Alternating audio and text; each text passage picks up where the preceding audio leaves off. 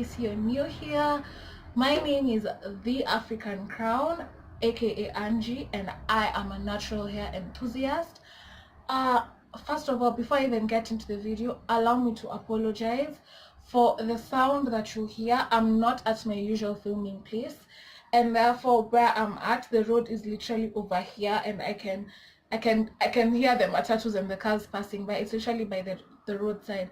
So I'm really sorry if you hear a lot of noise, a lot of background noise. I'm sorry. This was a very inevitable situation, but I had to film for you guys and get for you a video on Wednesday. That is why I had to film this. So I'm also sorry if the quality of this video is not as good, but I will try my best to make it as good as I can.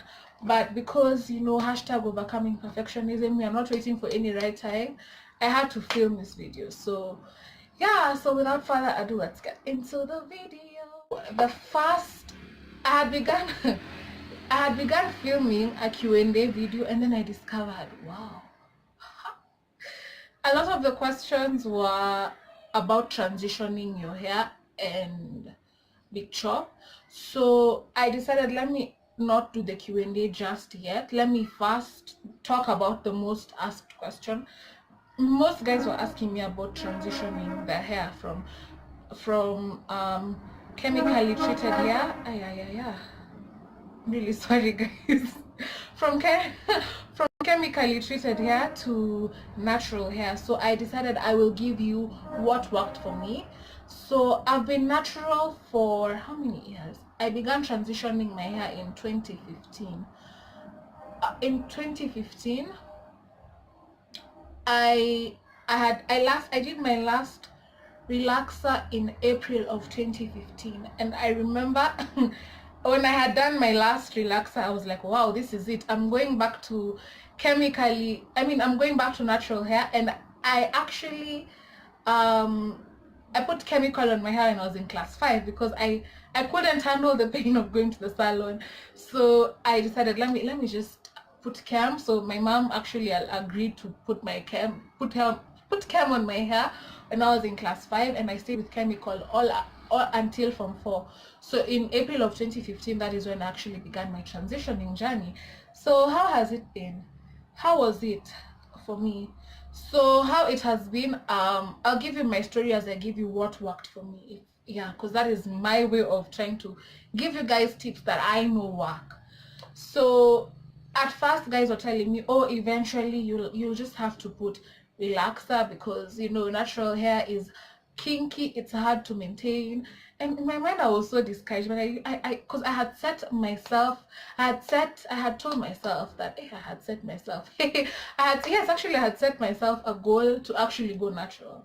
So the first tip to actually transitioning your hair is stop putting chemical relaxers on your hair. Yes. So even when I used to go to the salon to wash my hair, after that they tell me, hey madam, uko na growth mingi, si tukuweke tu ka chemical kidogo, at least nywele ikuwe easy ku handle. And in my mind I'm like, no. No. So the first tip is actually do not put any chemical treatment or any hair relaxer on your hair. So yes, that's the first tip I'm gonna give you, is avoid heat as much as you can. Cause okay, me nili transition nikiwa boarding. I transitioned when I was in boarding, so it was quite easy for me to manage my hair without heat. So tulikuwa tunashuka tu matuta used to plait matutas and then unravel them in the morning when you're getting ready to go to class, and then just comb your hair back and hold it in a ponytail. So I avoided heat. I could go for as long as 3 months without heat. Well, not really 3 months, because we used to, gosh guys, for my international subscribers, see what I did there? I'm sorry. Let me try. I will, if I speak in Kiswahili, I'll try write the translations on the side. Yeah. So because when I was in high school, it used to be very easy for us to go for quite a while without heat. So for me, it wasn't really a challenge not going without heat. So how I used to manage my hair was I used to plait matutas. Matutas are not 3-strand twists. matutas. I really don't know what they're called in English. Yeah, so I used to plait matutas and then unravel them in the morning and then comb my hair. So I remember there was a point my hair, I used to get so tired because it got to a point because of my texture. The combs used to break. I have an example of a comb I used to use in high school. So it has this, and this. So when I used to comb, got to a point a comb like this actually broke. Nikabakia na hii part pekee. Imagine. So maintaining two textures is actually it's a whole exercise. It's a workout, and it will really stress you. But the best thing is to avoid heat, because heat damages your hair. Yeah, so avoid heat when you're transitioning. Concerning that, I will do a separate video on how to naturally stretch your hair without heat, this being one of the methods. These are twists. These are twists. Yeah, these are twists. So this is how I stretch my hair, usually after washing. Yeah, so I will do a whole separate video on that. But yes, if you want to know how to handle your hair without heat and still have it stretched, it'll be a whole other video. So the third tip is protective styling. What? Protective styling. So a protective styling is basically having a style where you do not manipulate your hair. I really don't know how to define it, but things like box braids, twists, zile za piece na hizi twists. And then I'm so sorry about the arms. I'll work on that. Yeah, so things like box braids, twists, and also matutas, those are actually protective styling. Anything that will help you reduce hair manipulation is a protective style. So, and also having your ends tucked in. So I don't know that, yeah, because this one I really do not manipulate my hair. I've had them for 2 weeks and I'm still going strong. So yeah, get protective styling. This will also help you focus on other things as opposed to your hair. And yeah, it will really help you. Yes. And then the fourth tip I will give you is detangle your hair when it's wet. When I used to, before I got to know about